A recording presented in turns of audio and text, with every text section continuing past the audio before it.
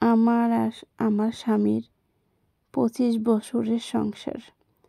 হ্যাঁ, এই নতুন বছরে আমাদের 26 বছর হবে, মানে চলবে। তো 26টা বছর আমরা একে অপরকে নিয়ে কীভাবে আমাদের সংসারটা চালিয়েছি, কীভাবে আমরা আজও আমাদের সংসারে টিকে আছি, সামান্য একটু কথা আপনাদের সাথে শেয়ার করব। সামান্য একটু ভিডিওর মাঝে আর কি। এত বছরের জার্নি তো আর 1-2 মিনিটে শেষ করা যাবে না।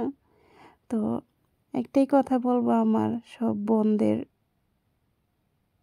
মানে যেন একটু উপকার আসতে পারে। দেখেন, যখন স্বামীরা রেগে যাবে তখন কোনো কথা বলবেন না আপনারা। ওনাকে বলতে দিন, আপনি চুপ থাকেন, আজকে আপনি চুপ থাকেন।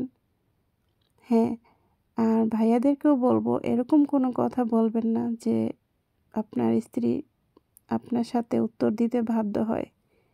এরকম কিছু বলবেন না যে আপনার কথা শুনে তার চোখের পানি চলে আসে কিংবা তার অন্তরে আঘাত লাগে। তাহলে তো ঝগড়া হবেই, তাই না? লিমিটের ভিতরে থেকে ঝগড়া করবেন। হ্যাঁ, ঝগড়া সবাই করে, মা মেয়ের সাথে করে, ছেলে বাবার সাথে করে, ভাই বোনের সাথে করে, মানে থাকতে গেলে চলতে গেলে ঝগড়া হবেই। ঝগড়া ছাড়া, যেহেতু আমরা মানুষ, ঝগড়া হবেই। আর যখন ভাইয়াদের রাগ উঠে যাবে তখন ভাইয়ারা ওই জিনিসগুলো যদি মেনটেন করে ঝগড়ার সময়, তাহলে আর কোনো ঝগড়াই হবে না। আর যখন স্বামীরাও বুঝতে হবে, যখন আপনার স্ত্রী যখন একটু রেগে যাবে তখন আপনি একটু চুপচাপ থাকার চেষ্টা করবেন। দেখবেন সংসারটা খুব সুন্দরভাবে চলে যাবে, কোনো ঝগড়াঝাটি হবে না। মান অভিমান হবে, এটাতে কোনো সমস্যা নেই। মান অভিমান যদি নাই হয় তাহলে কিসের সংসার? হ্যাঁ, আমাদের জার্নিটা আমরা এভাবেই পার করে এসেছি।